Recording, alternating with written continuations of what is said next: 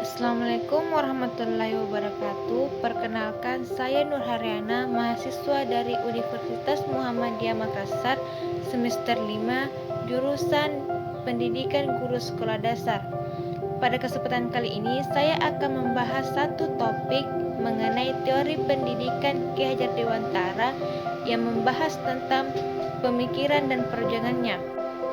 Ki Hajar Dewantara lahir pada tanggal 2 Mei pada tahun 1889 di Yogyakarta. Beliau merupakan keluarga bangsawan Pakualaman. Meskipun beliau dikenal sebagai keluarga bangsawan, beliau memiliki kepribadian yang sederhana dan dekat dengan rakyat. Di dalam dirinya terdapat jiwa pendidikan dan kebudayaan lokal guna untuk menggapai kesetaraan sosial politik untuk masyarakat kolonial. Dengan perjuangannya di bidang politik dan pendidikan, Ki Hajar Dewantara dihormati oleh pemerintah Republik Indonesia, mengangkatnya sebagai Menteri Pendidikan dan Kebudayaan pada tahun 1950. Selain itu, beliau juga mendapatkan gelar doktor honoris causa dari Universitas Gadjah Mada. Dan di tahun yang sama, beliau juga mendapatkan julukan sebagai pahlawan nasional. Dan pada tanggal 26 April tahun 1959, Ki Hajar Dewantara wafat dan dimakamkan di pemakaman keluarga Tamasiswa Wijaya Brata di Yogyakarta. Ki Hajar Dewantara adalah pahlawan nasional dan tokoh pelopor pendidikan di Indonesia. Setiap tanggal 2 Mei, masyarakat Indonesia memperingati Hari Pendidikan Nasional yang merupakan hari kelahiran dari Ki Hajar Dewantara.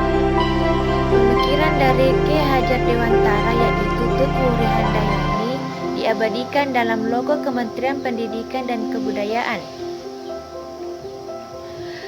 Pemikiran Ki Hajar Dewantara terkait pendidikan adalah proses memanusiakan manusia atau humanisasi, yakni mengangkat manusia ke taraf insani. Dalam pendidikan ada pembelajaran yang merupakan komunikasi eksistensi manusiawi yang otentik pada manusia untuk dimiliki, dilanjutkan, dan disempurnakan. Dewantara punya konsep dalam pendidikan di mana dua hal ini harus dibedakan, yakni sistem pengajaran dan pendidikan yang bersinergi satu sama lain.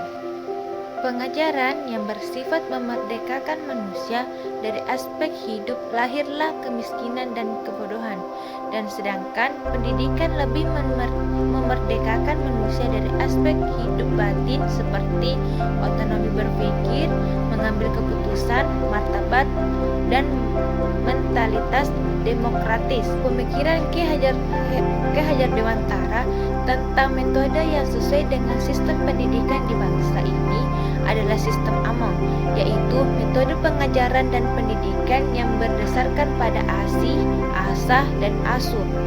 Metode ini secara teknik mengajarkan meliputi kepala, hati, dan panca indera. Di samping itu, pemikiran Ki Hajar Dewantara bahwa setiap anak memiliki 3 hak secara mendasar, yaitu hak mengatur diri sendiri, hak bersama dengan tata tertib dan damai, 3 yaitu hak bertumbuh menurut kodrat.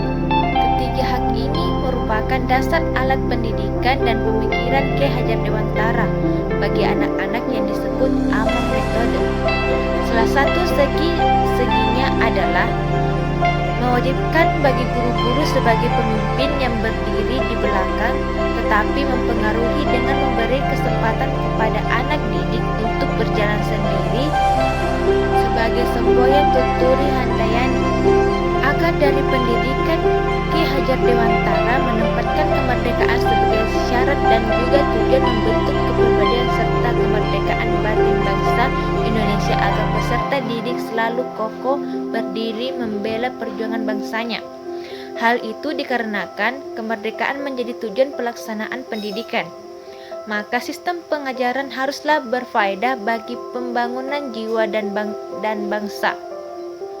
Sebagai seorang pendidik yang baik, kata Ki Hajar Dewantara harus tahu bagaimana cara mengajar, memahami karakter peserta didik, dan mengerti tujuan pengajaran agar dapat mewujudkan hasil didikan yang mempunyai pengetahuan yang mumpuni secara intelektual maupun budi pekerti serta semangat membangun bangsa. Nah, disinilah referensi pemikiran Ki Hajar Dewantara di bidang pendidikan. Mencerdaskan kehidupan bangsa hanya mungkin diwujudkan dengan pendidikan yang memerdekakan dan membentuk karakter kemanusiaan yang cerdas dan beradab. Oleh karena itu, konsepsi pendidikan Ki Hajar Dewantara dapat menjadi salah satu solusi membangun kembali pendidikan dan kebudayaan nasional yang telah diporak-porandakan oleh kepentingan kekuasaan dan pemilik modal. Mungkin hanya itu yang bisa saya sampaikan tentang teori pendidikan oleh Ki Hajar Dewantara yang menyangkut dengan pemikiran dan perjuangannya.